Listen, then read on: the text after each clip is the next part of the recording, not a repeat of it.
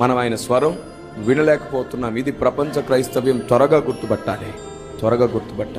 మనకు నచ్చింది వింటూ, మనకు నచ్చినట్లే వింటూ, మనకు తెలిసిందే మాట్లాడుకుంటూ, మనకు తెలిసింది తప్ప ఇంకోటి లేదనుకుంటూ, మనకు తెలిసింది కాకుండా వేరొకటి చెబితే వారిని హేళన చేసి నిందిస్తూ, ఏదో మనం సమాజానికి సేవ చేసేస్తున్నాం, సంఘానికి ఏదో ఉద్ధరించేస్తున్నామనే ఒక భ్రమలో బ్రతుకుతూ, భావితరాలకు ఉపయోగపడే వెలుగును ఆర్పిస్తూ, ఒకని భక్తిని కూడా తృణీకరిస్తూ, చులకన చేస్తూ, ఆత్మల భారంతో ఉన్న వారిని అనేకుల్ని అవమానిస్తూ, నేను దేవునికే సేవ చేస్తున్నాననే విర్రవీగుతున్న ఈ వ్యవస్థకి దేవుడు ముగింపు పలకబోతున్నాడు, అధమబోతున్నాడు, అణచబోతున్నాడు.